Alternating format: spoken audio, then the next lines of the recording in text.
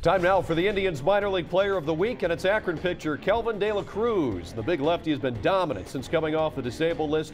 In 2 appearances this week, De La Cruz went 4 1/3 innings, allowing no runs, just 1 hit, and struck out 5. He also earned a save as well. So Kelvin De La Cruz, congrats to him as we're looking at our year-end prospects. There's the numbers on De La Cruz.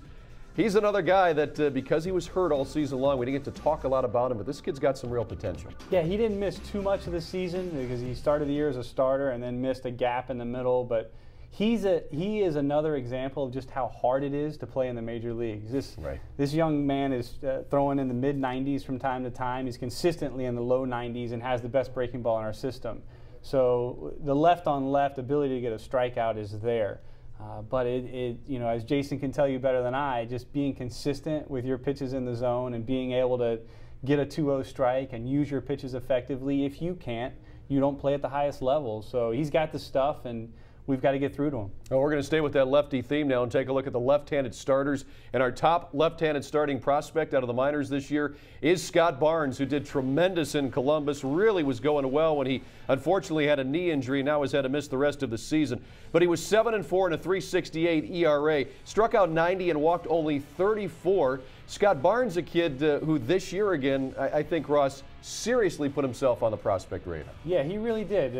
The major league players are the guys that get better at higher levels. You know, they go to another level and all of a sudden they're the best pitcher on the team. And you know that's what happened with Scott Barnes. He's definitely a major league player. His unfortunate, the injury that he had, which was kind of a freak injury, just fielding a ground ball and had a pretty significant knee injury. We're glad he'll be back ready for spring training, and he should be a major league contributor in 2012. But great story. He worked his tail off in the Arizona Fall League and had a better year in AAA than he did in AA. All right, let's take a look at 3 other lefty starters that had good years and guys that we're going to be keeping close tabs on, as we have been here on the show and into next year. Mike Railey at Kinston, he had a very good season. He started the year in Lake County, was very good there. TJ McFarland, Matt Packer. All these guys, and McFarland and Packer at the AA level, Ross, they've shown you glimpses and shown you that they have something that could take them to the next level. No question. You know, TJ and Matt have been squarely on the map. Rail put himself on the map. He's a very, very good delivery and a lot of intensity and focus to his work before the game starts, during the game, after the game, and very, very encouraged by his progress this year. And before we get to the righties, Giovanni Soto, to another left-hander. We just ran out of space like we did on our last segment with Corey Burns, another great bullpen prospect. But Giovanni Soto, another good kid. Yeah, he's really one of our staff's favorites because of his competitiveness, just the zero fear factor. So a lot like Rafael Perez as a younger player, and you know, hopefully he becomes more than just a left-on-left reliever, but the slider, the cutter, the fastball's there. So now we go to the starters from the other side, the right-handed side. You know, you look at Zach McAllister, who's had a taste of the big leagues, very successful at the minor leagues this year, put himself right where he needed to be to get that opportunity. Another guy that is probably, you know, that 4-5 mix, but has an opportunity. Yeah, it's funny you say that. I just talked to Zach about that, you know, what he's going to be and what his vision for himself is. Is it that 4-5 starter? Are you in the middle? Are you in the front? And our vision for him is to be in the front and to not limit himself. He's got, you know, he reminds us a lot of some of our younger players, not necessarily in what his stuff and how he gets outs, but where he is in his career, his intensity, but a lot like Jake Westbrook and Fausto Carmona, the success he's having with a much older group of players in AAA. And he's going to be strong, he's going to be durable, he's going to put the ball over the plate. So if he can keep the ball in the park, he's going to pitch for a long time and haul 200 innings. And what happens to those guys is they end up in the front of rotations. Right.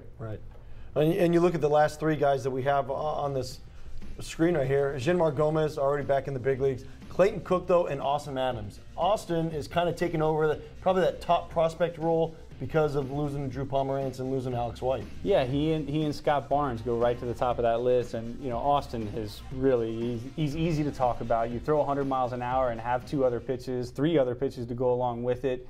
A converted shortstop, so he brings athleticism. He's been durable and has that just absolute pull for, you know, Johnny ball game in him that everyone wants him to be pitching when the game matters. Before we let you go, Ross, another starter we wanted to talk about, Michael Goodnight, another kid that this year really opened some eyes. Yeah, he really did. A lot of it, as you look at how they get the ball over the plate and what effort and energy they're using to do it. He has what we like to see in deliveries. He has a delivery that we feel will hold up and a delivery that will allow him to have power and leverage to his pitches.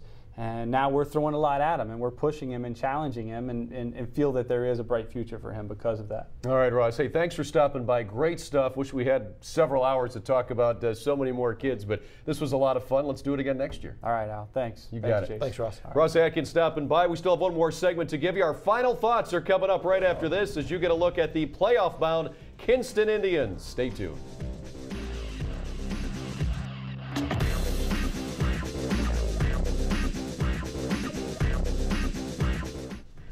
Here are the final regular season standings for you for the Indians minor league clubs. Columbus, they were in first place all season long. They're going to the postseason. Akron finished above 500. Kinston gets into the playoffs as well. Lake County finishing 8th in the second half. Mahoning Valley had a nice season as well, just missing the playoffs. And as a reminder, Columbus going to make their quest for the AAA title once again. It starts Wednesday on the road, but they return to Huntington Park Friday. Tickets available at Huntington Park. Again, all games are Dime a Dog nights. You can't miss that. Welcome back to our Hyundai studio here in downtown Cleveland. Jason, final show of the year in 2011. Had a chance to talk with Ross about some great-looking young kids. There's more kids to talk about as well. One of the most impressive things for me is the depth of pitching this Indians organization has. They traded the couple of guys to Colorado. Alex White, they trade Drew Pomerantz, yet they still have other starters there, like Barnes and McAllister we saw a little bit. How about the bullpen, though? They have so many bullpen prospects. I think next year you're going to have 3 or 4 guys that could legitimately be on the Major League club if you can find a spot for them. Yeah, and that's the truth. And you look at what these guys have been able to do all season long. It's been nice to see kids step up and really show what their true talents are. And it doesn't just start at Mahoning Valley. I mean, you see guys at Columbus, you see guys at Akron, and that's the fun part about it. And that's when you know that you can go out and make trades and get guys like Ubaldo Jimenez, because you know the depth that you have, not only from the pitching staff, from the offensive staff too, that you have guys in different positions. It's just really remarkable to see how well the Indians have done in drafts and free agent trades. People ask me all the time where I think the Indians are the deepest. I tell them pitching. I think they are both in starting and relieving. Position-wise, though, 2 positions jump out at me. Catcher at the lower levels, they've got 3 or 4 legitimate prospects there. And then shortstop. Now, again, it's at the lower levels, but you got a couple of guys hired too, like Diaz at Akron, who's interesting. But these 2 positions at Mahoning Valley, Lake County, and Zebulon next year for Carolina, you've got some legitimate guys. Yeah, you really do. I mean, it's going to be very fun to watch these guys next year when we get to talk about the show and talk about all these guys again next year. But you just want to see what they can do this offseason. They need to make sure that just because they had success this year, they go through the offseason and do what they're supposed to do for next year. Jason, we're out of time with Indians Minor League Magazine. Thanks for joining us all season long. And a big welcome to Hyundai, who will be our title sponsor next year in 2012. And all off season, you can find us on Facebook. We'll keep you updated there. Again, thanks for checking us out. For our producer, Joe Rainiak, for my sidekick, Jason Stanford, I'm Al Pulowski. Have a good one.